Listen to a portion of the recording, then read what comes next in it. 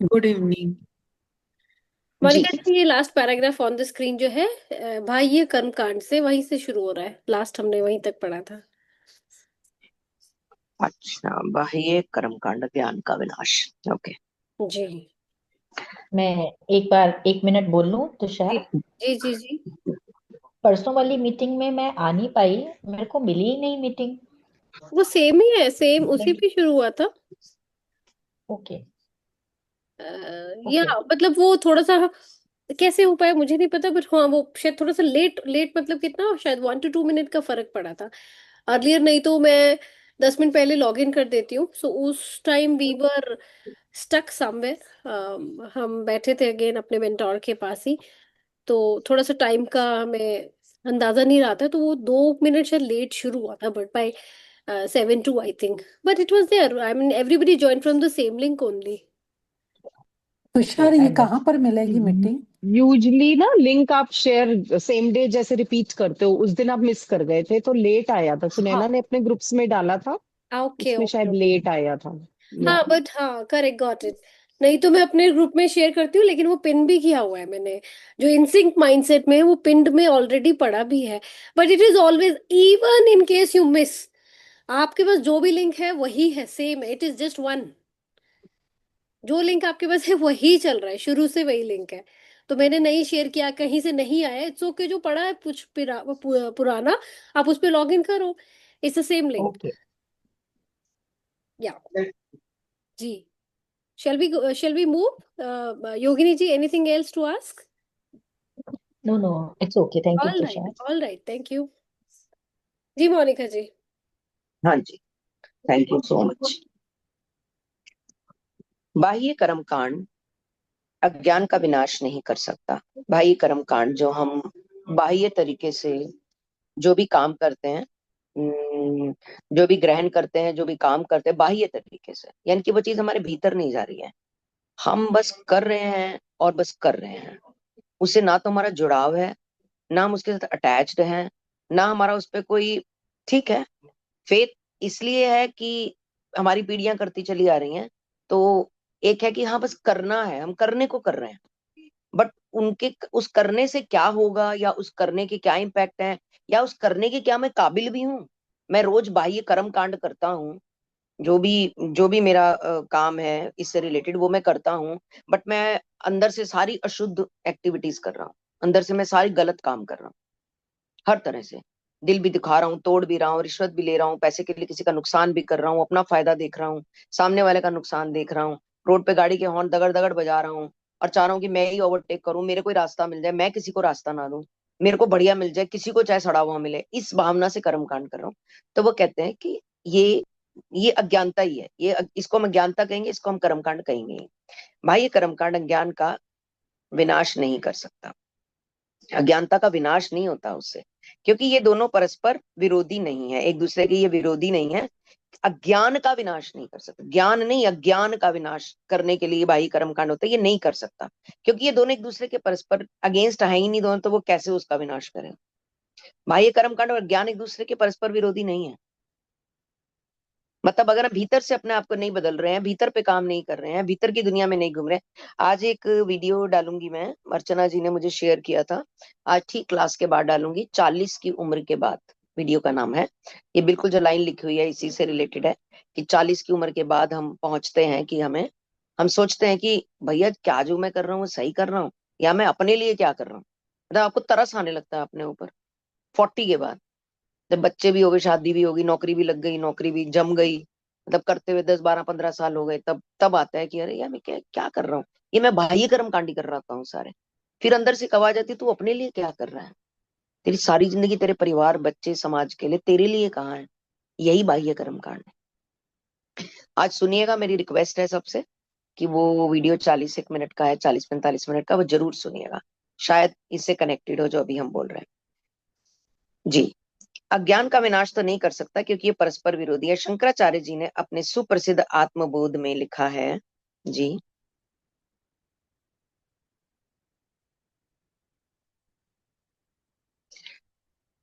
अपरोक्षानुभूति में वे लिखते हैं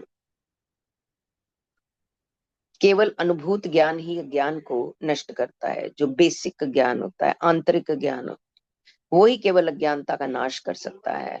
प्रश्न विचार के अतिरिक्त किसी और उपाय से ज्ञान नहीं मिलता। बड़ा शास्त्रों में इस चीज के ऊपर बड़ा जोर दिया जाता है कि प्रश्न पूछो। उस दिन शीतल जी ने भी इस बारे में बात की थी कि अपने आप से सवाल पूछो। जब आप सवाल पूछोगे तो उनके उत्तर भी चले आएंगे। जब तक हम सवाल ही नहीं पूछते तो उनके उत्तर, मैंने सवाल पूछा मैं पतला कैसे हूँ, एक मैंने सवाल किया, तो शायद मैं इसके उत्तर भी खोजूंगा। क्या मैं बहुत मोटा हूँ, जब मैं ये सवाल करूंगा क्या मैं अशांत हूँ, तो शायद मैं इनके उत्तर भी खोजूंगा।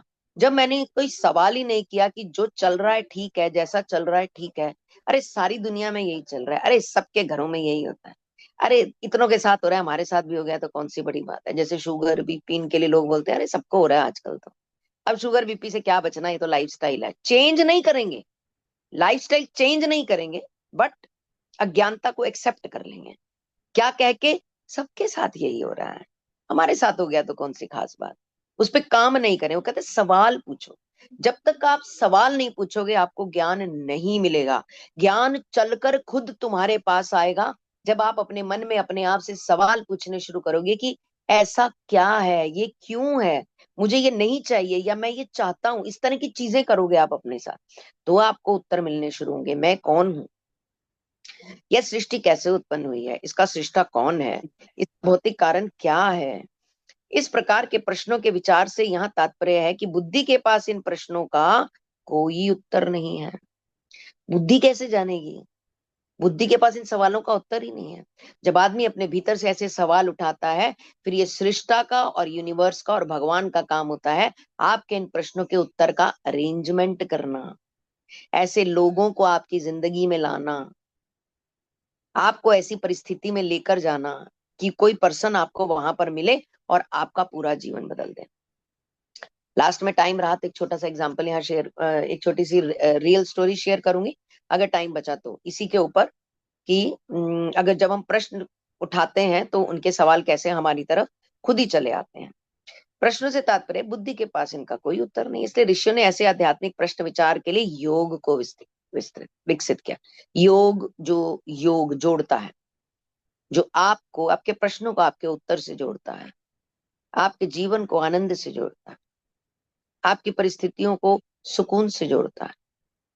परिस्थितियां वैसी रहेंगी, आपको सुकून में रहना आएगा। परिस्थितियां बदलने की शर्तें नहीं लगा रहा हूं ना, वो ये कह रहा है कि मैं तुम्हारी घटनाएं बदल दूंगा, मैं तुम्हारे घर के लोग बदल दूंगा, मैं तुम्हारे घर के लोगों को भगा दूंगा यहाँ से, नहीं, सब वैसे रहेगा। वो सिर्फ हमारा अपग्रेडेशन करेगा। जो हमारी आंतरिक यात्रा है वो सिर्फ हमें बड़ा बनाएगी कि सब कुछ, मछली पूरे समुद्र में गंदी होगी पर मैं जो है मैं जीना सीख जाऊंगा कि मुझे समुद्र में इन गंदी मछलियों के साथ भी कैसे जीना है, मुझे कैसे एक कीचड़ में रहना है और उस देखो गंदगी से भी अच्छी तुम चीजें बदल रहे हो। लेकर मुझे कमल की तरह खिल जाना।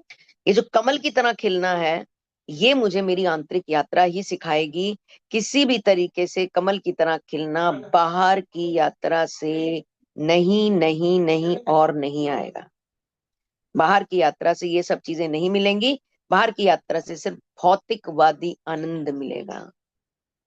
सुंदर कपड़े, सुंदर चीजें, सुंदर खाना, सुंदर लोग, सुंदर जगह, सुंदर साइट सीन्स, ठंडी हवा, ठंडी रोशनी, ये सारी चीजें हमें बाह्य आनंद देती हैं। हमारे भीतर के आनंद के लिए सिर्फ हमें मौन मौन और मौन रहना होता है। छोटी छोटी चीजों को अप्रिशिएट करना होता है, पंखुड़ी के खिलने को, हवा के चलने को, छोटी छोटी आवाजों को, बर्ड्स की चर्पिंग को, यहाँ तक तो पहुंचने में सालों लग जाते। एक फूल कैसे हौले, हमारे घर में एक फूल लगे हुए हैं, वो सूरज के साथ आते हैं और 10 साढ़े 10 बजे चले जाते हैं। उनके बिल्कुल ही मॉर्निंग टाइम है, अर्ली मॉर्निंग। अर्ली मॉर्निंग 8 साढ़े 8 बजे खिलेंगे और 10 साढ़े 10 बजे उनका ऑफिस टाइम खत्म and they will go back. पूरी मस्ती से खिलते, और खिलते ऐसे हैं कि भयंकर खिलते हैं, अपनी एक एक अंदर बाहर निकाल देंगे पर आएंगे सूरज के साथ। जिस दिन घटाएं आ गई सुबह 8 साढ़े 8 9 बजे, उठेंगे, मुंह हाथ धोएंगे, ऐसे ऐसे मुंह खोल के देखेंगे कि सूरज काका आए कि नहीं। सारे के सारे जितने भी 20-25 फूल लगे हुए हैं सारे ऐसे मुंह खोलेंगे कि हाँ भाई हम उठे हुए हैं, सूरज देवता ऐसा ना सोचना कि हम आलस के मारे पड़े हुए हैं, हम उठे हुए हैं पर हम तुम्हारा इंतजार कर रहे हैं। अगर तुम आए तो फिर हम खिलेंगे, अगर तुम नहीं आए तो फिर इसका मतलब आज हमारी छुट्टी है। और अगर तेज बरसात आ गई और सूरज देवता नहीं आए तो उनके अध खिले मुंहों के ऊपर ना बरसात के बाद ओस की बूंदें आ जाएंगी। एक एक फूल के ऊपर दो दो एक एक ओस की बूंद आ जाएगी। और वो बिल्कुल सृष्टि का एक हसीन कायदा सुनाती है कि देखो मैं नियम का कितना पक्का हूं। सूरज आए और मैं ना खिलूं ऐसा हो नहीं सकता, और सूरज ना आए और मैं खिल जाऊं ऐसा भी हो नहीं सकता। Done means done. इतने कमिटेड बेजान फूल। फिर इंसान से हम क्या उम्मीद करें? इंसान से हम क्या उम्मीद करें? क्या इंसान इतना कमिटेड है अपनी चीजों को लेकर? एटलीस्ट कोशिश करता है या कुछ तो कर रहा है, शुरुआत तो कर रहा है। कहाँ किस पायदान के ऊपर खड़ा हुआ है? कोशिश में, शुरुआत में, मीडियम में या टॉप पे? ये उसके लाइफस्टाइल से आपको पता चल जाता है, उसकी लुक से पता चल जाता है, उसकी बॉडी से पता चल जाता है, उसकी बॉडी लैंग्वेज से पता चल जाता है, उसकी शाब्दिक चॉइस से पता चल जाता है कि एक व्यक्ति कैसा जीवन जी रहा है। बहुत ज्यादा उसकी हमें जरूरत नहीं पड़ती है। किसी को नहीं देखना, अपने आप को देख। यहाँ अपने आप की बात होगी। सृष्टि कैसे उत्पन्न हुई, इसका सृष्टा कौन है, इसका भौतिक कारण क्या है, ये सब प्रश्न हम अपने आप से पूछते हैं। और बुद्धि के पास कुछ नहीं है, हमें योग विकसित करना होगा, यानी कि अपनी अंदरूनी ताकत को बड़ा करना होगा। सच्चा योगी अपने विचारों, संकल्पों, कह दिया तो कह दिया, विचार एकदम शुद्ध, और भावनाओं को शरीर की इच्छा, आकांक्षा, वासनाओं के साथ जुड़ने से वो जुड़ने ही नहीं देता। आकांक्षा, लालसा, इच्छा, लोभ, इनसे जुड़ने ही नहीं देता। वो इनसे कटा कटा घूमता है, क्योंकि वो इन चीजों के हाथ की कठपुतली नहीं है, वो इनका गुलाम नहीं है। वो अपनी मर्जी का मालिक है, अपनी मर्जी जो योग की तरफ लेकर जा रही है, जो उसको अभिभूत कर रही है। यानी ये नहीं कि जो उसका विनाश कर रही है। वो ऐसी कई बार आपने देखा होगा, बहुत जो साधु संत होते हैं ना, वो बड़े, आप कहते हो, बड़े ही गुस्से वाले हैं, उनकी तो नाक पे मक्खी बैठी है। ऐसा क्या साधुवाद? साधु बने हैं तो विनम्रता नहीं है, तो फिर ऐसा क्या? अरे भाई, उन्होंने अपनी इंद्रियों को कंट्रोल में कर रखा होता है, उन्हें नाज होता है उसके ऊपर। घमंड नहीं होता, नाज होता है। और जब एक आदमी को देखते हैं ना, मतलब अपने साथ दुराचार करते हुए, अपने साथ, जमाने के साथ नहीं, अपने साथ दुराचार करते हुए किसी भी तरीके से, चाहे भोजन में, चाहे रहन सहन में, चाहे खान पीन में, तो उनको अंदर ना पीड़ा उठती है, उनके अंदर दर्द उठता है, उनको दुख होता है कि ये कहाँ किस गड्ढे में पड़ा हुआ है। तो कई उस दुख चलते उनके चेहरे पे आवेग आ जाता है, मतलब उनका जो गुस्सा है वो आवेग में बदल जाता है। और सामने वाला क्या कहता है? साधु संत होके नाक पे मक्खी बैठी हुई। क्या काहे की साधु संती, और काहे का से ढोंगी है, भगवान का नाम लेते हैं लोग, ऐसे कह के आगे चले जाते हैं। कौन से लोग? जो भौतिकवादिता में नहा रहे हैं, यानी कि गंदगी में नहा रहे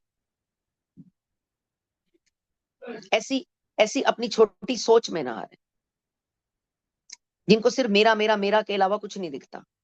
और एक तो मेरा दिखता है, पहली बात। दूसरा, दुनिया जाए भाड़ में, ये भी बोलते हैं। पहले तो सब मुझे मिल जाए वो बोलते हैं, फिर कहते हैं दुनिया जाए भाड़ में। यानी कि पहले एक पाप करते हैं, उसके ऊपर दूसरा पाप करते हैं। ये भौतिकवादिता है।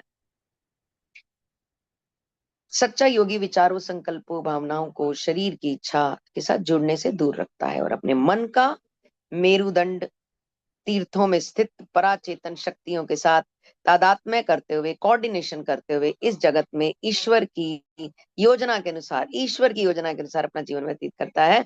मेरुदंड मतलब यहाँ चक्रों की बात हो रही है। मन का मेरुदंड, आहा, हमारा चक्र जो हमारी बॉडी में पीछे होता है सबसे नीचे, वो कह रहे हैं मन का मेरुदंड। जो मेरे मन का मेरुदंड है, जहां से ये चक्र स्टार्ट होते हैं, उन तीर्थों में स्थित, वहां उसको चक्रों को उन्होंने तीर्थों का नाम दिया है, कि उनमें स्थित जो पराचेतन शक्तियां हैं, उनके साथ वो सामंजस्य, तादात्म्य बिठाते हुए ईश्वर के अनुसार अपने जीवन को मस्त व्यतीत करता है। ईश्वर की मर्जी से ही चक्र खुलते हैं। ईश्वर की मर्जी से ही हम इन चक्रों तक पहुंचते हैं, या इस ज्ञान तक पहुंचते हैं, या इस इंद्रिय कंट्रोल तक पहुंचते हैं। ईश्वर की मर्जी कब होती है? जब मैं प्रश्न करता हूँ, जब मैं सवाल करता हूँ, जब मैं इच्छा करता हूँ। मुझे मेरे पर्पस बताओ, मुझे मेरे प्रश्नों के उत्तर दो, मुझे रास्ता दिखाओ, रास्ता सुझाओ, ऐसी लोगों से मिलाओ, कुछ तो करो प्रभु, मुझे जानना है। नाक रगड़ता है प्रभु के सामने बैठ के, उनके चरणों में बैठ के, कि मुझे ये ज्ञान चाहिए। तब तो ये चक्कर की तरफ जाना, ये हीलिंग्स करना, अपने पे काम करना, साधना करना, योग करना, मगन रहना, आनंद अवस्था में रहना, हर परिस्थिति में शांत रहना, ये सारे गुण प्रभु तब उसके अंदर डालते हैं जब वो याचना करता है प्रभु के साथ। वह ना तो गत कर्मों की प्रेरणाओं से प्रवृत्त होता है, जो भी वो कर्म करके आया है ना तो वह उससे प्रवृत्त होता है, ना ही मानवीय मूर्खता के नए बहकावे से, जो मनुष्य एक दूसरे को बहकाते हैं, मैंने लिया तू भी लेके देख, एक बार सट्टा मार के देख, बड़ा मजा आया। आजकल हम फैमिली मैन देख रहे थे अभी, मतलब फैमिली मैन क्या, बहुत सारी इस तरह की जो भी वेब सीरीज कभी कभी हम देखते हैं, तो उसमें हम देखते हैं कि अभी वो मूवी भी आई थी जो कौन सी थी जिसमें वो बहुत ही एंग्री मैन करके दिखाते हैं उसको, जो कुछ भी कर सकता है, वो लकड़ियों का जिसमें वो बिजनेस करता है, नाम भूल जाती हूँ।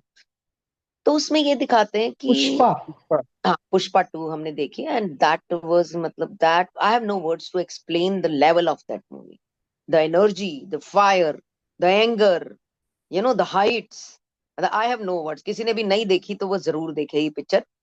किस लिए देखे? एनर्जी के लेवल्स को देखने के लिए कि एक व्यक्ति के अंदर कितनी एनर्जी हो सकती है। बट यहां मैं क्या बताना चाह रही हूँ, अब पुष्पा 2 जब हम देख कर निकले तो पुष्पा 2 देखकर हमारे मन में डायरेक्टर के लिए, हीरो के लिए ना एक बड़ा ही अच्छा भाव सा आया अंदर कि भाई क्या बंदे की एनर्जी थी, वाकई में खतरनाक एनर्जी है। बट पूरी पिक्चर में जब भी वो टेंस होता था वो सिगरेट पीता था या शराब पीता था, जब भी वो टेंस होता था। सेम फैमिली मैन के अंदर जब भी वो टेंस होता था वो सिगरेट पीता था। सिगरेट दो, जब टेंस हुआ सिगरेट सिगरेट सिगरेट सिगरेट, यही होता था पूरी उसमें, नीचे लिखा हुआ आ जाता था तमाम। तभी एक इंस्पेक्टर गर्ल भी आई किसी सीरीज में, तो जब बैठे थे तो उन्होंने उससे पूछा आप लोगे, जस्ट ऑफर किया कि भाई ये तो क्या ही लेगी, उसने बोला कि हाँ मैं ड्रिंक भी लूंगी और मैं सिगरेट भी लूंगी। अब ये जो बात हो रही है ना, ये भौतिकवाद की, मूर्खता में आए बहकावों की, अब वो उसमें सारे लोग क्या मान रहे हैं, उनको अपना रोल मॉडल माने। जब हम एक वेब सीरीज देखते हैं या कुछ भी देखते हैं, मूवी देखते हैं, तो उसमें एक हीरो होता है, तो सब लोग हीरो को रोल मॉडल मान के चलते हैं। तो अगर हीरो रोल मॉडल है, सब लोग उसको कॉपी करने की कोशिश करते हैं। तो यही मूर्खता भरा बहकावा है कि हम जब पुष्पा 2 देखते हैं और हम देखते हैं कि इतना हाईली रिच एनर्जेटिक, मतलब लीगेसी मेंटेन करने वाला आदमी भी ये शराब को ऐसे पी रहा है कि जब टेंशन हो तो शराब पी लो, इट्स गिविंग अ साइलेंट क्या, roaring message to the society कि ये तो लिया जा सकता है। क्योंकि हर आदमी अपने आप को हीरो समझता है ना, कौन कहता है कि मैं विलेन हूँ पिक्चर, सब कहते हैं मैं हीरो हूं। तो यही मूर्खता भरे बहकावे हैं, इनको देखो और सिर्फ देखो।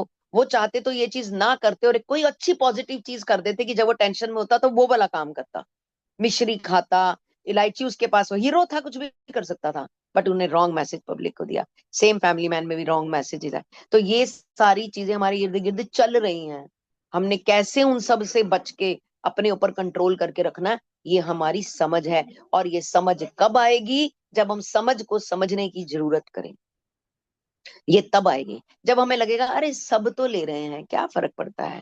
तो ये समझ कभी भी डेवलप नहीं होगी हमारी लाइफ में। अपनी सर्वोच्च आकांक्षा की पूर्ति को पाकर वह अक्षय आनंद में ब्रह्मा के परम आश्रय में सुरक्षित रहता है। वह मानवीय बहकावों में नहीं आता।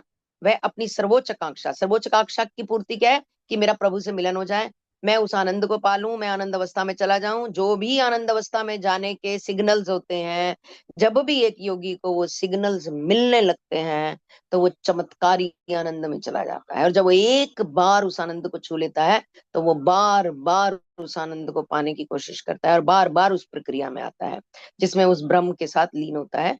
योग की अमोघ और क्रमबद्ध फलोत्पादकता की और संकेत, फलोत्पादकता मतलब फल प्राप्त हो रहा है, जिसमें फल का उत्पादन हो रहा है, की और संकेत करते हुए भगवान श्री कृष्ण विधिवत योगाभ्यास करने वाले योगी की प्रशंसा इन शब्दों में करते हैं। इस बुक में यदा कदा कृष्ण जी आते हैं, हर हर एक चैप्टर में एक बार तो उनका जिक्र हो ही जाता है। अमोघ और क्रमबद्ध फलोत्पादकता, अमोघ का मीनिंग देखना शीतल मैम क्या है, क्रमबद्ध फलोत्पादकता मतलब कॉन्टिन्यूस फल मिल रहा है जिसमें। तो श्री कृष्ण कहते हैं कि जो भी योगी कॉन्टिन्यूसली इस योग क्रिया को करता है, विधिवत करता है, उसकी प्रशंसा कर रहे हैं वो इन शब्दों के साथ। तपस्वी भयो धिको योगी, ज्ञानी भयो अपि, मतो अधिकः, कर्मी भ्यक्ष धिको योगी, तस्माद् योगी भवार्जुन। अमोघ इज योगी अमोघ अचूक और अव्यर्थ दिखा रहे हैं। दोबारा बताना। अचूक और अचूक, अव्यर्थ। ठीक है, अचूक है यहाँ पे, अचूक जो चूकता नहीं है कभी निशाना। जो निशाना हमेशा निशाने पे लगता है उसको कहते हैं उसने अचूक निशाना मारा। तो ये अचूक क्रिया है और क्रमबद्ध इसका क्रमबद्ध प्रोडक्टिविटी होती है इसकी, जब हम योग को लगातार करते हैं और वो इसकी प्रशंसा कर रहे हैं योगी की। योगी शारीरिक तप करने वाले तपस्वियों से श्रेष्ठ है। जो शारीरिक तप करने वाले तपस्वी हैं योगी उनसे श्रेष्ठ है, ज्ञान योगियों से भी श्रेष्ठ है, अर्थात कर्म योगियों से भी इनफेलिबल, ठीक है, अर्थात कर्म योगियों से भी श्रेष्ठ है। इसलिए मेरे शिष्य अर्जुन तू योगी बन, यानी कि अपनी भीतर की यात्रा को समझ, अपनी अंतरिम यात्रा को समझ। वो कहते हैं कि तू ज्ञान योगी से भी श्रेष्ठ है, तू शारीरिक तप करने वाले तपस्वी से भी श्रेष्ठ है। जो योगी है वो श्रेष्ठ है, वो कर्म योगी से भी श्रेष्ठ है। कर्म योगी क्या होते हैं? जो अच्छे काम करते हैं उनको हम कर्म योगी कहते हैं। अच्छे काम कैसे? प्याऊ खुलवाना, जल देना, गरीबों को भोजन कराना, ये सारे कर्म योगी होते हैं, मतलब अच्छे काम करते हैं, तो उनसे भी श्रेष्ठ है योगी जो है, तो उनसे भी श्रेष्ठ है। तो भगवत गीता में बार बार जिस यज्ञ की महिमा का वर्णन किया गया है वह यज्ञ क्रिया योगी है। नहीं, भगवत गीता में क्रिया योग का वर्णन नहीं किया गया बार बार, भगवत गीता में संकीर्तन का वर्णन किया गया।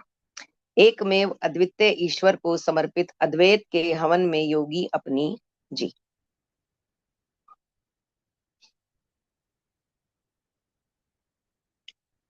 एक पश्चिमवासी समाधि अवस्था में राज श्री जनकानंद जेम्स जे लिन समस्त मानवीय इच्छा वासनाओं की आहुति डाल देता है। कि योगी जो है अपनी मानवीय इच्छाओं की वासनाओं की आहुति डाल देता है। यही वस्तुतः सच्चा यज्ञ है। यही यज्ञ है जिसमें हमने अपनी इच्छाएं, वासनाएं, ये सब चीजें हमने अपनी खत्म कर दी। बेवजह की इच्छाएं, नॉर्मल नहीं, जैसे नहाने की इच्छा हो रही है या साधारण भोजन खाने की इच्छा हो रही है, उनकी बात नहीं कर रहा। जो बेवजह की इच्छाएं हमारी, बेवजह की लालसाएं हैं, उनकी बात कर रहा है वो। समस्त मानवीय इच्छा वासनाओं की आहुति डाल देता है। यही वस्तुतः सच्चा यज्ञ है जिसमें ईश प्रेम की ज्वाला में, ईश्वरीय प्रेम की ज्वाला में सारी गत वर्तमान इच्छा वासनाएं जलकर राख हो जाती हैं। कि जब वो ईश्वरीय प्रेम की ज्वाला भड़कती है या तीव्र होती है तो ये सारी इच्छाएं उसमें अपने आप ही जल जाती हैं। बहुत सारे लोग हमने देखे होंगे हमारे आसपास, बहुत सारे लोग जो पहले बहुत ज्यादा इन इन चीजों का व्यसन करते हैं, मतलब व्यसन चीजों में डूबे होते हैं। बट जब वो किसी ऋषि के पास, किसी संत के पास, किसी आश्रम में, कभी ओशो जी के पास, श्री श्री जी के पास या सदगुरु जी के पास, ऐसे वो कभी भी कहीं भी किसी से भी उनका जुड़ाव होता है, तो कोई भी संत साधु ये नहीं कहता कि तुम इस चीज को छोड़ दो। कोई नहीं कहता इस चीज को छोड़ दो। वो कहते नहीं, तुम सिर्फ नाम जाप बढ़ा दो। वो इस चीज का जिक्र भी नहीं कहते। मैं सिगरेट पीता हूँ, मैं शराब पीता हूँ, मैं मांस मच्छी खाता हूँ। वो मुस्कुराता है संत, कहते कोई बात नहीं, इस बारे में तो हम बात ही नहीं कर रहे। इसे छोड़ना ना छोड़ना हमारा सवाल ही नहीं है। नाम जब बढ़ा, नाम जब बढ़ा दो, नाम जब बढ़ा दो, बस एक ही बात बोलते हैं, नाम जब बढ़ा दो। जब नाम जब बढ़ा देते हैं और नाम जब भी भीतर रगों में दौड़ने लगता है, चाहे वो कोई भी नाम जब देते हैं, जब वो दौड़ता है दौड़ता है दौड़ता है, तो वो इतना प्रभावशाली हो जाता है कि अपने आप ही उस पर्सन का मन उस चीज से दूर। हमने हजारों एग्जाम्पल देखे हैं। जो लोग, व्यास जी का भी नाम आता है इनमें, उनकी शरण में जाते हैं तो बड़े बड़े गहन जो इन चीजों में डूबे होते हैं, वो भी इन चीजों को छोड़कर उनके घर की किचन से सब चीजें गायब हो जाती हैं और वो इस पथ पे चल पड़ते हैं। क्योंकि इन चीजों में शक्ति इतनी ज्यादा, छोड़ना कुछ नहीं होता, सिर्फ बढ़ाना होता है। हमें उस नाम जप को बढ़ाना होता है, अपने आप ये नाली धुल जाती है, अपने आप चीजें साफ हो जाती है, हमें कुछ करने की जरूरत नहीं है। इस प्रेम की ज्वाला में सारी वर्तमान इच्छाएं वासनाएं जलकर राख हो जाती हैं। कितनी सुंदर लाइन लिखी है। परम ज्वाला सभी मानवीय पागलपनों की आहुति स्वीकार कर, वो परम ज्वाला भी बड़ी मस्त है। पागलपन ही है मनुष्य का, इन सब चीजों के चक्कर में पड़ता है, उसका पागलपन ही तो है। पागलपन ही तो है उसका। 40 साल तक उसको पता ही नहीं होता। आप सुनिएगा आज वीडियो में, आप खुद को ढूंढिएगा, मतलब हम सब मिलके उसमें खुद को ढूंढेंगे कि मैं इन शब्दों में मैं कहाँ हूँ, या मेरी यात्रा कहाँ तक, क्या मेरी यात्रा शुरू भी हुई है, या मैं अभी किनारे पे ही खड़ा हुआ और डर रहा हूँ पानी में पैर डालने से कि कोई मगरमच्छ मेरी टांग ना पकड़ ले। मैं हूँ कहाँ पे?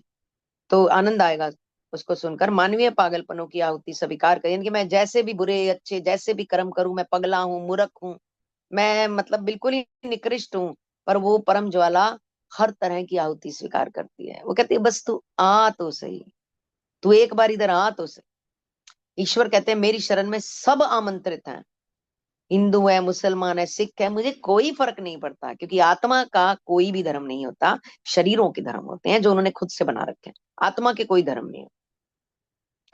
आहुति स्वीकार कर लेती है और मनुष्य मल रहित होकर शुद्ध हो जाता है। जैसे मल को निकाल कर शरीर से आदमी को कितनी शुद्धि महसूस होती है, नहा धो के जब वो वस्त्र पहनता है और बहुत आनंद महसूस करता है कि शरीर भी हल्का हो गया, लाइट हो गया, भारीपन निकल गया, मैल उतर गई, साफ सुथरे खुशबूदार कपड़े पहन लिए, फिर कुछ खुशबू सी भी लगा ली शरीर के ऊपर, पाउडर डीओ कुछ भी लगा लिया जिसमें आनंद आए, नहीं लगाया तो वो साबुन की मीठी मीठी महक आती है।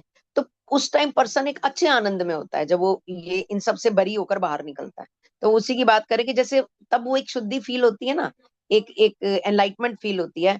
तो ऐसे ही जब ये सारे विकार निकलते हैं तब भी ऐसा ही मल रहित होकर शुद्ध हो जाता है, ऐसी फीलिंग उसको होती है। लाक्षणिक तौर पर कहा जाए तो उसकी अस्थियों से वासनाओं का सारा मांस अलग हो जाता है।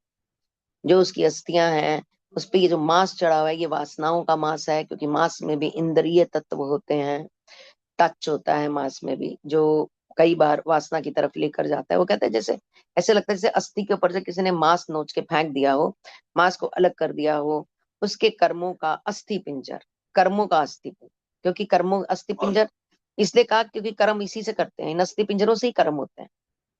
टूल यही है, मशीन यही है, इसी के द्वारा काम किया जाता है। ज्ञान सूर्य की निर्जीवाणुकारी किरणों में सूखकर साफ हो जाता है। जो किरणें हैं इसकी, जो निर्जीवाणुकारी किरणें हैं सूर्य ज्ञान की, सूर्य के ज्ञान की, antiseptic sons of the wisdom, हाँ एंटीसेप्टिक। एंटीसेप्टिक, ठीक है। तो उसमें जैसे एंटीसेप्टिक के काम करता है, कीटाणुओं को मार देता है, ऐसे ही इन किरणों में भी वो कीटाणु मर जाते हैं और इंसान जो है उसका तन मन साफ हो जाता है और अंततः पूर्ण शुद्ध स्वच्छ बनकर वह मानव एवं भगवान की दृष्टि में निरापद बन जाता है। फिर भगवान कहता है ये मेरा सबसे प्यारा बच्चा, ये मेरा सबसे प्यारा बच्चा। ईश्वर से भी रोज करो, every day and every I am getting better better and better, rest of life is the best of life, rest of life, my rest of life will be the best of life. मैं परम आनंद में हूं, मैं प्रभु का सबसे प्यारा बच्चा हूं। भाई इस आत्म विभोर संकीर्तन में ही हमारा पूरा दिन निकलना चाहिए, बजाय इसके कि मामी ने क्या कहा, चाची ने क्या कहा, इसका करना है, उसके पास जाना है, इसकी फीस देनी है, ये ड्रामा करना है, वो करना है। लोगों के सामने नौटंकी करके हंसते हैं, घर के अंदर घुसते ही ऐसे मुंह बना लेते हैं अपने घर के लोगों के साथ। ये सब चलता है, ये सब डुअलिटी चल रही, इन सब से बाहर मैं बेस्ट हूँ, मैं अच्छा हूँ, मैं सुंदर हूँ, मैं प्यारा हूँ, मैं प्रभु का सबसे प्यारा बच्चा हूँ, मैं आनंद में रहता हूँ, मैं प्रभु आनंद में रहता हूँ। जो हर टाइम का प्रभु आनंद में रहता हूँ, पर कोई कुछ भी बोले जाए, फट से, हम पिछली क्लास में बात कर रहे थे, धड़ से सॉरी बोल दो, झट से सॉरी, सॉरी बोलना ही सबसे मुश्किल था, अब झट से सॉरी बोल दो और बोलो कि मनो मनो कलेश कलहा समझो टल गया। क्योंकि जैसे ही आपने सॉरी बोला कलह टल गया, सामने वाला क्या बोलेगा, आपने सॉरी बोल दिया, कलह कलेश सब टल गया। तो क्या होगा जब टलेगा, तो फिर आनंद आएगा ना, फिर आनंद आएगा। तो ऐसे ही छोटी छोटी छेड़छाड़ में, आनंद में, प्रेम में, सत्संग में अपने आप को डुबोए रखो। और बहुत ज्यादा इन वृत्तियों में पड़ने की जरूरत नहीं है, इन सांग सज्जा दिखावा लगावट बनावट दिखावट सजावट, इन सब में बहुत ज्यादा डूबने की जरूरत नहीं है। भौतिकवादी हम दुनिया में रहते हैं, मैं मानती हूँ कि चीजें इस टाइम परम पे हैं क्योंकि हम कलयुग में हैं, तो ये चीजें परम पे हैं और अभी बहुत आने वाले सालों तक रहने वाली हैं। बट अगर हम नॉलेज में आ गए तो हम अपनी पीढ़ी को ये नॉलेज दे सकते हैं, डांट कर नहीं, सहजता के साथ। अभी जिस टाइम मैं आपसे बात कर रही हूँ, बाहर योगा चल रही है और दोनों योगा कर रहे हैं, दोनों कर रहे हैं। जिन्होंने मतलब वो तो किया है, जिम तो किया है, बट योगा कभी नहीं की, इस टाइम चल रही है। कब? क्योंकि आप एक दर्शन बने हैं, आपने किया, आपने करके दिखाया। ये भी हमने पिछली क्लास में डिस्कस किया था कि जब हम खुद एग्जाम्पल बनते हैं तो सामने वाला अच्छे तरीके से उसको फॉलो कर पाता है। जब हम कहते हैं पर खुद एग्जाम्पल क्रिएट नहीं कर रहे हैं, सिर्फ इन किताबों की बातें घर में बता रहे हैं कि इनमें ये लिखा है, इनमें ये लिखा है, ऐसे लिखा है, वैसे लिखा है, खुद वो कर नहीं रहे, खुद उसके बिल्कुल उलट चल रहे हैं, तो फिर सामने वाला कहेगा भाई तो किताबों में लिखा है, तुम ही पढ़ो, तुम ही पढ़ो, तुम ही अपना जीवन सुधारो, तुम्हारा तो सुधर नहीं रहा, हमारा हम अपना अपने आप देख लेंगे। वो नहीं मानेंगे। पर जब आप एक एग्जाम्पल बन के खड़े हो गए, एक प्रतिबिंब बन के खड़े हो गए, तो फिर आंख बंद करके वो आनंद आप लूट सकते हो। आपको पता भी नहीं चलेगा कि टाइम आएगा और योगा मैट बिछने लग जाएगा, अरे ये क्या हो रहा है, चमत्कार, चमत्कार हो रहा है। कब? जब आप खुद एग्जाम्पल बनोगे, ये सिर्फ तब होगा। परम ज्वाला सब मानवीय पागलपनों की आहुति को स्वीकार कर लेती है, मन शुद्ध हो जाता है और कर्मों के जो भी कीटाणु हैं वो सूर्य की किरणों में सूखकर साफ हो जाते हैं और पूर्ण शुद्ध स्वच्छ अंतःकरण सतह पर आ जाता है, सतह पर, ऊपर मक्खन मलाई की तरह ऊपर तैरने लगता है, जैसे कमल तैरता है ना पानी के ऊपर, एकदम एकदम ऊपर आ जाता है। ये इन्होंने इनके दर्शन हमें दिए हैं। एक पश्चिमीवासी समाधि अवस्था में राजश्री जनकानंद जेम्स जेलिन, इनको हम नमन करते हैं, प्रणाम करते हैं।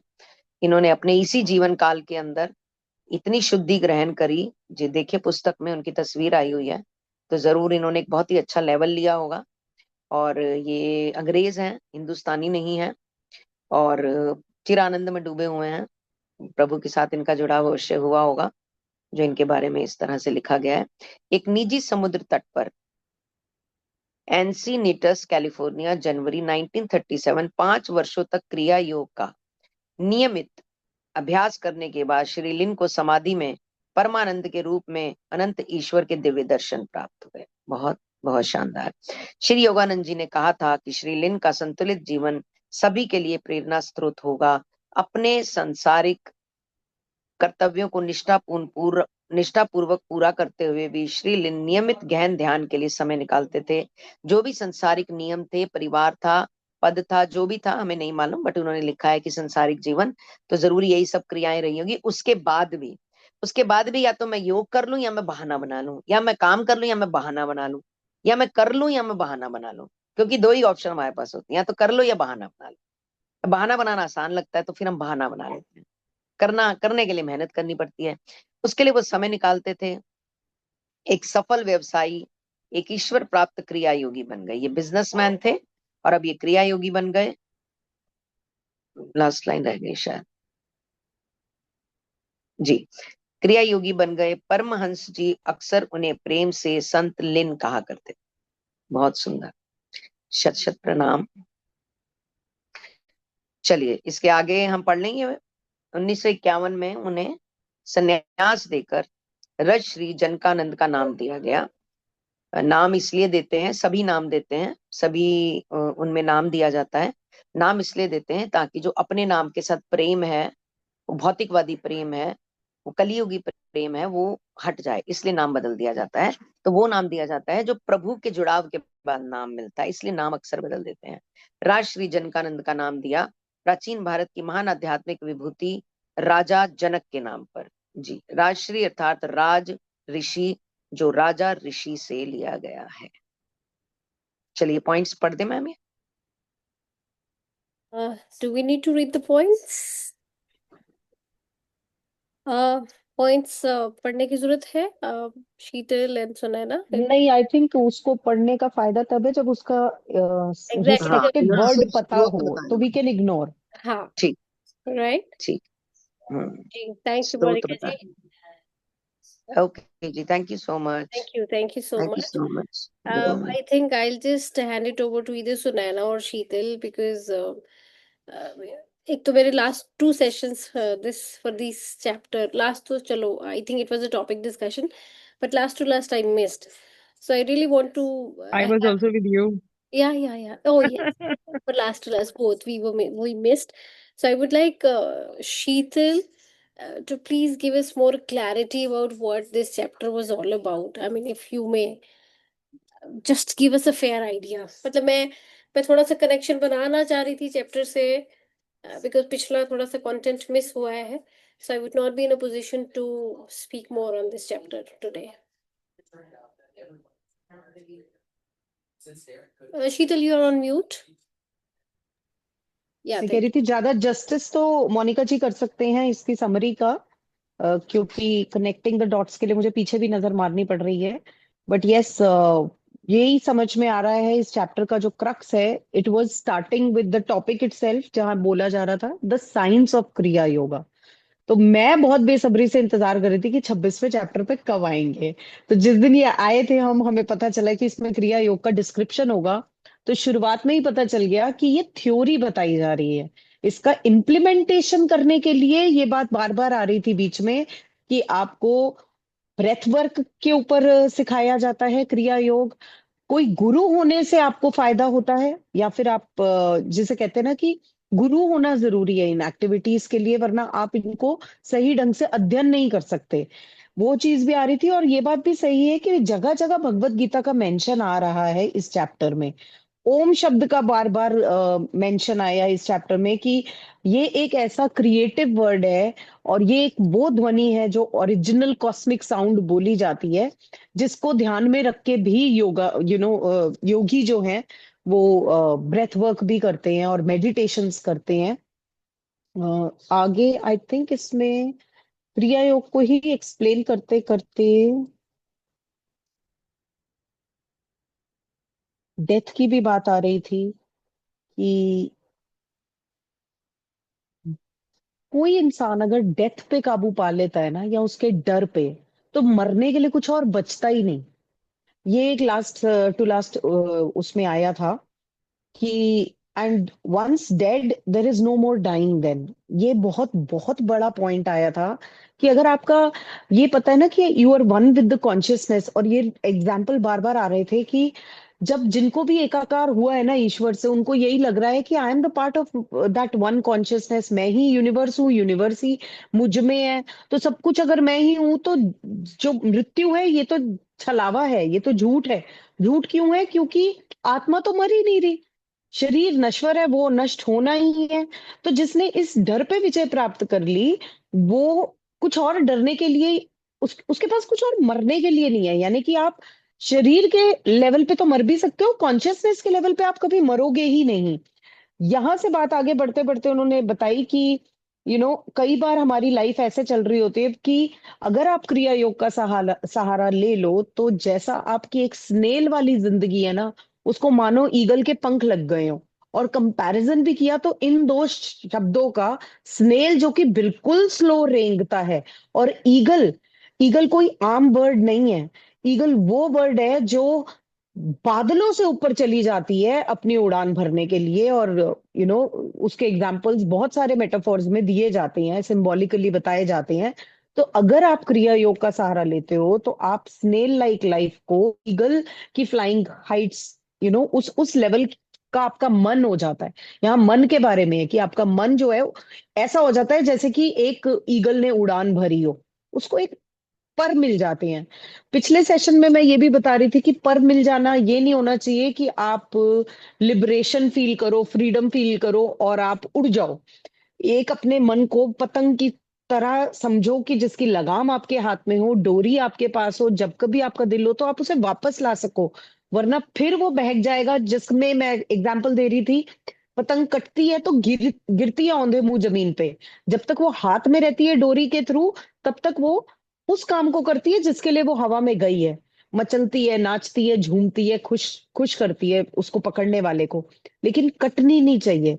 उसी तरह अपना मन अगर आपको ईगल की भांति अगर उड़ाना भी है ना आपको हवा में, तो इसका मतलब ये यूनिवर्सल कॉन्शियसनेस को एक्सपीरियंस भी करना है, तो ग्राउंडिंग होनी जरूरी है। आप ऐसे नहीं हो सकते कि कोई इंसान क्रिया योग कर ले, कुछ भी कर ले, वो तब तक इस चीज में महारत हासिल नहीं करेगा जब तक वो ग्राउंडेड नहीं होगा। अगर उसमें एक आयोटा भी, अगर एक आउंस भी अगर ईगो का है, तो फिर इसका मतलब कि उसकी पतंग हवा में चलेगी भी नहीं, पहुंचेगी ही नहीं ऊपर तक। तो उसको वो टेक ऑफ ही नहीं मिलेगा, I would say. Then I think वही शैलो ईगो के ऊपर सारी बातचीत होते होते हम आज के टॉपिक पे आए थे। और लास्ट टॉपिक में ईगो का ही एग्जाम्पल था कि अपने जो सोल का जो अंपायर है, किंगडम है, उस किंगडम के राजा आप खुद हो। और तभी मुझे पतंग का एग्जाम्पल कहीं ना कहीं उससे भी याद आता है, जैसे हम कहते हैं ना कि कृष्ण सारथी बने, उन्होंने जो घोड़ों की लगाम संभाली, वो लगाम, वो जो घोड़े थे वो पांच इंद्रियां थी, तो लगाम अगर कृष्ण के हाथ में थी तो वो हमारे कंट्रोलर है। उस तरह से हम अपने सोल के एम्परर है। हमें अपनी इंद्रियों को वश में करना है, ईगो को वश में करना है, ग्राउंडिंग करनी है, और फिर अपने इमोशंस को ऑल्टर करना है कि नहीं, मुझे एग्जैक्टली चाहिए क्या। फिर हम आगे बढ़े हैं और हमने देखा है कि सवाल करना जरूरी है, क्योंकि ये सवाल जिसके मन में आएगा, हु एम आई, हमें बनाने वाला कौन है, यूनिवर्स कैसे बना, इस तरह के जब हम दुनियादारी के सवालों से ऊपर उठ के सवाल करने लगते हैं ना, स्पिरिचुअलिटी के, अपनी अस्तित्व के, अपनी ओरिजिन के, कि हम आए कहाँ से हैं। ये नहीं कि मम्मा से आए हैं तो हमारी माँ हमें पता है, हम ओरिजिनली कहाँ से आए हैं। जब हम इस लेवल के क्वेश्चनिंग में आते हैं तो समझ लो हमारी स्पिरिचुअल जर्नी या तो सिरे चढ़ चुकी है या शुरुआत हो गई है। और that is where you will start getting answers, जैसा आज मोनिका जी कह रहे हैं कि उसके बाद आपको सवालों के जवाब यूनिवर्स लाके देता है।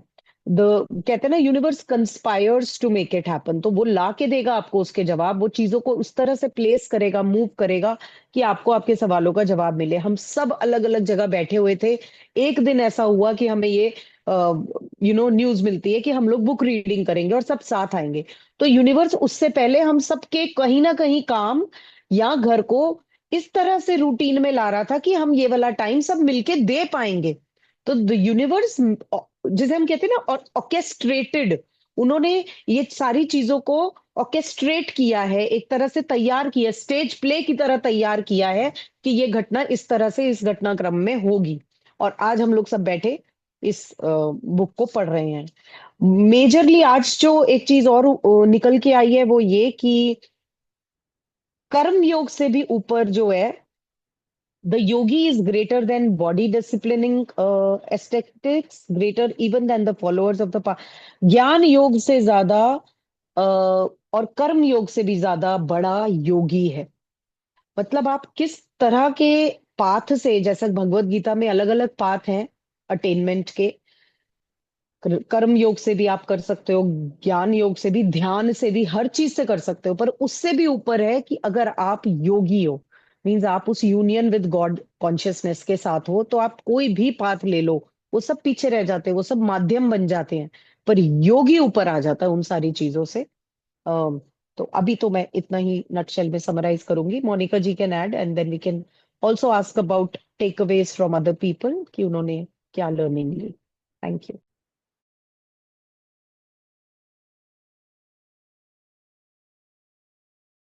Thank you. बहुत बढ़िया शीतल जी, बहुत बढ़िया। बहुत चलिए बढ़िया। अब तुषार जी बताइए, तुषार जी आप बताइए। नो नो भूमिका जी, मैं शीतल को थैंक यू ही बोल रही थी क्योंकि बहुत अच्छी हाँ deep explanation the and I was reading the book हाँ साइड। शीतल जी, आज एक बात और भी हुई, अभी पता लगा आपको? अभी आज क्या? दूरदर्शन की जगह आपका शक्ल दिखाई दे रही थी। वो दूरदर्शन चैनल। दूरदर्शन नहीं, वो एक लोगो है मेरे एक प्रोग्राम का, अनवेल दी अननोन। तो वो यू और एन का सिंबल है, बट आपने सही उसको जोड़ा है दूरदर्शन के सिंबल से। मैंने आज उस अकाउंट से लॉगिन नहीं किया, दूसरे अकाउंट से किया, तो इसलिए मेरी फोटो लगी हुई थी। वो दूरदर्शन सिंबल देखा। अच्छा अच्छा, thank you ji. Very very sorry मैं। या भूमिका जी नहीं, आपका लोगो सुंदर है वैसे, ऐसे कुछ थैंक यू। नहीं। नहीं नहीं, अच्छा है, दूरदर्शन में भी वो यिंग यांग की एनर्जी है, तो मुझे वो भी पसंद है। दैट्स हाँ वैसे सी है थोड़ी। जी। हम्म। आई थिंक बड़ा डीप चैप्टर, बड़ा अच्छा था। I was reading the paragraph side by side और मेरे को बार बार जो रिफ्लेक्शंस वो यही आ रही थी कि ये क्योंकि इन्होंने कहा कि जो ये योगी है, क्रिया योगी है, ये ज्ञान योगी और कर्म योगी से भी ऊपर है। तो मैंने वापस पिछले कुछ पैराग्राफ्स पढ़ने शुरू किए कि क्या योगी मतलब किस योगी को, क्रिया योगी मतलब क्या। So that means again I then I connected the voluntary yogi performs, जो क्रिया योगी है, जो कि ज्ञान योगी और कर्म योगी से ऊपर है, वो परफॉर्म करते हैं simple natural process consciously, not unconsciously like the slow paced sleeper. The Kriya Yogi uses his technique to saturate and feed all his physical cells with undecaying light and keep them in a magnetized state. He scientifically, बड़ी important line है ये, he scientifically makes breath unnecessary without producing the states of subconscious sleep or unconsciousness. मतलब उसके लिए breath भी unimportant हो जाती है, जबकि हम कहते हैं प्राण शक्ति बड़ी इंपॉर्टेंट है, ब्रेथ इज रियली इम्पोर्टेंट। लेकिन क्रिया योगी के लिए मतलब उसका उस पर भी कंट्रोल चला जाता है। तो बड़ा मतलब इट्स इज आई थिंक बहुत ही डीप है, बहुत ही डीप सब्जेक्ट है। और एक थॉट और मुझे बीच में आ रहा था, बार बार जिसमें इसने कहा लास्ट पैराग्राफ में, 2-3 लाइंस थी, the ultimate flame receives the sacrifice of all human madness, and man is pure of dross. His bones stripped of all desirous flesh, his karmic skeleton bleached in the antiseptic suns of wisdom. He is clean at last, inoffensive before man and maker. जब ये 3 lines आई तो मैं connect क्या कर रही थी कि जब हम, क्योंकि हम अब आजकल सोल एनर्जी की थोड़ी स्टडी कर रहे हैं, बातें कर रहे हैं, तो मैं वहां से कनेक्ट कर रही थी कि जैसे उसमें क्या किया जाता है कि आपको वही एंसेस्ट्रल पैटर्न में लेके जाया जाता है। तो मैं ये समझने की कोशिश कर रही थी इसमें कि शायद क्रिया योग में, जो भी योग है या यज्ञ है, जिस तरह का भी, मतलब तपस्या है, इसमें आपको हर तरह से क्लीन कर दिया जाता है। आपके पास्ट प्रेजेंट फ्यूचर से क्लीन कर दिया जाता है। You are clear of all the things. जैसे कि आज के जो हीलर्स या योगीज हैं, वो आपको फैमिली कॉन्स्टलेशन या एंसेस्ट्रल हीलिंग या डी कोडिंग, मतलब अलग अलग टूल्स हो सकते हैं, उससे पीछे लेके जाता है, इमोशंस को गो थ्रू कराता है, लेट गो करवाता है। लेकिन ऐसी भी यज्ञ या तपस्या है। तो मैं ये कनेक्ट कर रही थी कि आजकल कहा जाता है कि लिखो और जला दो, लिखो जला दो। ठीक है, अच्छी स्टडी है और करते भी हैं, हम भी प्रैक्टिस करते हैं। तो ये सिमिलर ही तो है जो यज्ञ अक्सर रोज हुआ करते थे। रोज घरों में ही यज्ञ हुआ करते थे, पहले सनातन में यही चलता आ रहा है। तो वो भी यही था, purification of your thought, your mind, your body and soul. वो एवरीडे बेसिस पे हो रहा था। अभी वो प्रैक्टिसेस तो सतयुग की धीरे धीरे खत्म हो गई। अब यज्ञ होते तो है, कहीं कहीं कई घरों में हवन यज्ञ कराए जाते हैं, दैट्स ओके। तो मैं कनेक्ट कर रही थी ये कितना प्योर फॉर्म में चीजें फॉलो किया करते थे डेली बेसिस पे, सब चला गया, सब मिस हो गया है। But now as I am reading these chapters, तो मैं थोड़ा सा कनेक्शन बिल्टअप कर रही हूँ कि आजकल के जो हीलर्स हैं वो क्या कर रहे हैं, और ये क्रिया योगी में की जो प्रैक्टिसेस हैं वो क्या है। लेकिन ये बहुत बड़ी, बहुत बड़ी, बहुत ही बड़ी स्टेटमेंट है कि वो जो ब्रेथ है उसके लिए वो भी अनइम्पॉर्टेंट सी हो जाती है। तो बड़े डीप सा लग रहा है कि ये अगर वही अनइम्पॉर्टेंट है तो क्या, क्या है, क्या इम्पोर्टेंट है? कनेक्शन वहीं ऑफ पे आता है तुषार, यही वाली लाइन वही जुड़ रही थी कि आपने मृत्यु का डर ही खो दिया, क्योंकि आपके लिए श्वास जरूरी नहीं है। और एक चीज जो मैं बताना भूल गई, इसमें कई पैराग्राफ सिर्फ इस टॉपिक पे आए थे कि कितने मिनट की क्रिया योगा आपका कितने हजारों साल का जो है ना 30,000 स्पीड अप कर years देती है का स्पिरिचुअल एलिवेशन प्रोसेस। या आपको जो जिसको हजारों 10,000 साल लगने हैं ना, वो हाँ, आपके आधे मिनट के क्रिया योग में फास्ट फॉरवर्ड में ले जाते हैं। मतलब आधे आधे मिनट का जिक्र है इस चैप्टर में कि कितना इम्पोर्टेंट है। इसको भी मैं उसी से कनेक्ट करी थी कि अगर एक इंसान अपने पे काम करता है तो एक तो हमें किसी ने कहा था कि 7 एंसेस्ट्रल जनरेशन। अभी लेटली नया, I think Sunaina was telling me about 30,000 something के जनरेशन हील होती हैं। तो मैं फिर से मतलब जो ये पढ़ रही हूँ और जो इधर उधर से और सोल लेवल पे सीख रही हूँ, वो दोनों का कनेक्शन बिठाने की कोशिश कर रही हूँ मैं। I'm trying to understand bits and pieces from both the things, modern studies, which are no doubt based on those studies only, लेकिन आज सिंप्लीफाई करके सामने आ रही हैं। पहले टेक्स्ट में, वेदास में थोड़ी कॉम्प्लिकेटेड लगती हैं तो लोग उसको टेकअप नहीं कर पाते। But thanks to today's world और एरा और टेक्नोलॉजी और कल युग में भी कि ये सब चीजें सिंप्लीफाई करके हमारे सामने आ गई हैं, which were deep in the text written, और उनको डीकोड करना मुश्किल था, हमारे लिए डीकोड करके हमारे सामने आ रहा है ये सब कुछ। ये आज ही, ये कलयुग में ही पॉसिबल है। So I'm really looking forward to the chapter next and Neena ma'am and this practice of Kriya Yoga, कि ये क्या है। और मैं तो जब से बुक पढ़ी है तो अब आप प्रेमानंद को ही देख लो, जी प्रेमानंद को ही देख लो, आज के कलयुग के ही प्रेमानंद है। जी जी आप अगर उनका तो what I was trying to say कि I am really looking forward कि क्या आने वाला है। और जब से बुक शुरू की भी है, सिंस वी हैव स्टार्टेड अक्टूबर 25 से, आई थिंक वी हमने बुक 26 से शायद शुरू की थी, तो तब से अब तक जुलाई 30th, मैं अपने में पर्सनली, मेरे अपने पैटर्न्स में, मेरी अपनी एजुकेशन और नॉलेज में ही भी बहुत वास्ट डिफरेंस आया है। मेरी चॉइसेस बड़ी डिफरेंट हो गई हैं। My decision making has upgraded a lot, मेरे कनेक्शन शिफ्ट हुए हैं, राइट। मेरा ज्यादा समय नॉलेज सीकिंग में ही जा रहा है, ट्रूली नॉलेज सीकिंग में जा रहा है। I've been reading a lot, I've been listening a lot, I have been in the company of people who have been talking only these things इसी लेवल पे।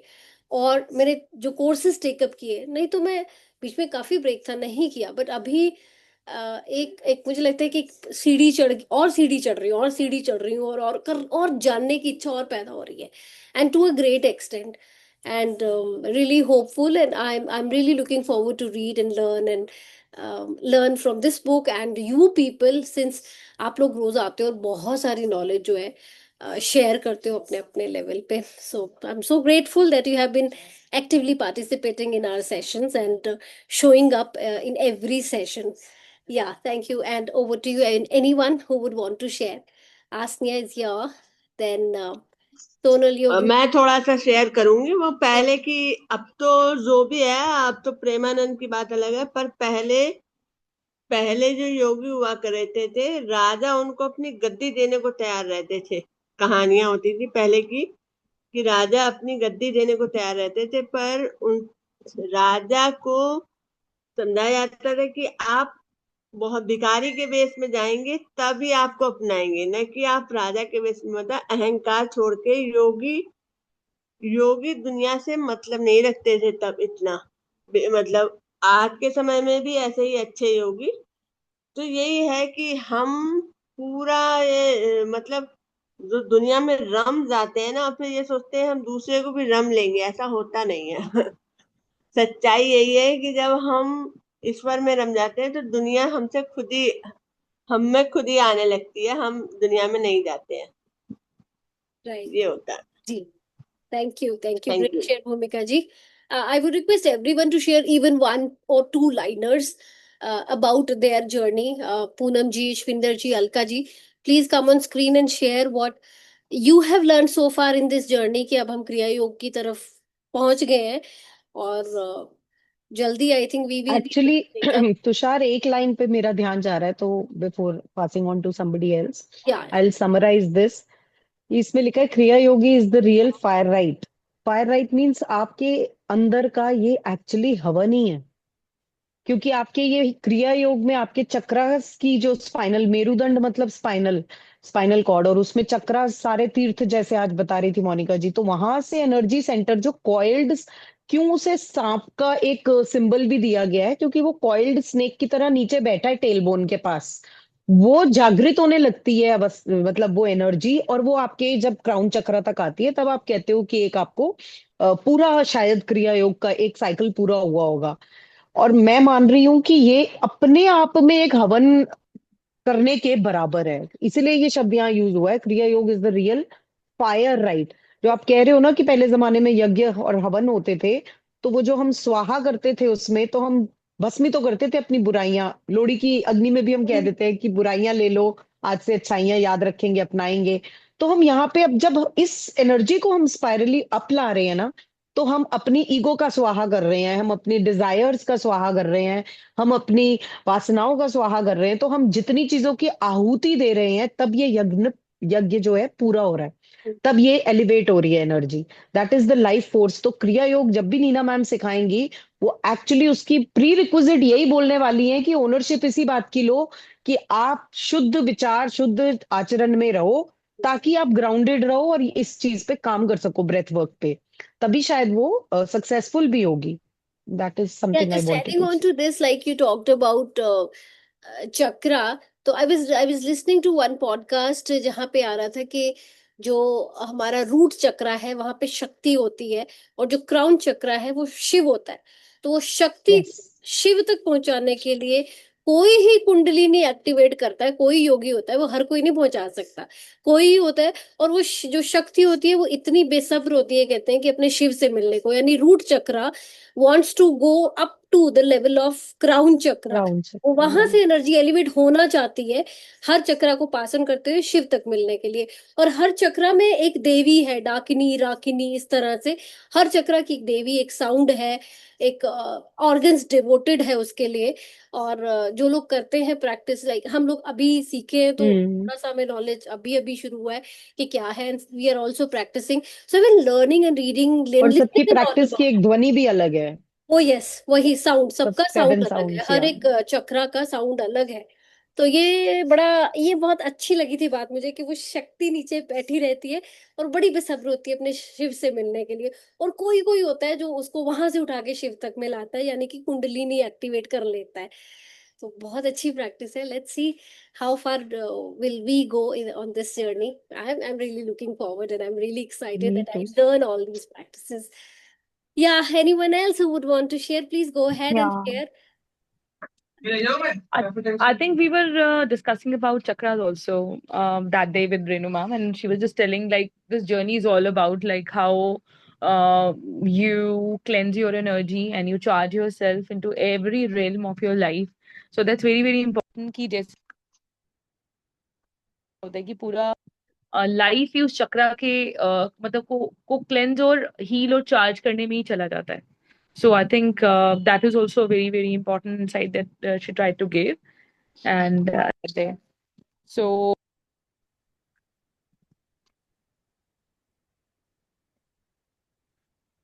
Their sound is can't missing. Here. Yeah. Sunena, we time भी can't hear ज्यादा you. हो रहा है तो Yeah. Let's all take right others all उस हिसाब राइट। से। मैं वैसे आई वुड रिक्वेस्ट एवरीवन कि हर बारी जो हमें 10 या 15 मिनट या जो भी 5 मिनट मिलते हैं, please everyone come ahead, share share, we would love to listen to you, क्योंकि हमें आपसे बहुत कुछ सीखना है। सो एवरीबडी जिनके पास जो कुछ सिखाने के लिए, please come forward and share it with us, how you have transformed, what you have been learning in your life, and how this book is shaping your life and shaping your thoughts. All right. I think if there is no one who would want to share, we would like to wind up the session with the concluding prayer. Yeah. Okay. Let's join our hands together for the concluding prayer. सर्वे भवन्तु सुखिनः, सर्वे सन्तु निरामया, सर्वे भद्राणि पश्यन्तु, माँ कश्चित् दुख भाग भवेत्। ओम शांति शांति शांति। Thank you so much everyone for showing up, for your contribution. Thank you Sheetal and Monica thank you especially thank you Monica ji. for being God there. bless thank you Tanvi, the Tushar recording yesterday. Sunaina. Thank you so much. Prakri, good night everyone. Good Thank night. you.